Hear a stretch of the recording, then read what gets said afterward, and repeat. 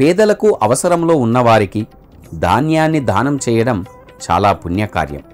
మీ సామర్థ్యం మేరకు బియ్యం, గోధుమలు లేదా ఏదైనా ఇతర ధాన్యాన్ని దానం చేయాలి.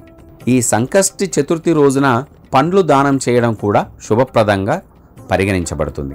అరటి పండ్లు, ఆపిల్ కాయలు, దానిమ్మలు లేదా ఏదైనా కాలానుగుణంగా ఆ పండ్లను దానం చేయాలి.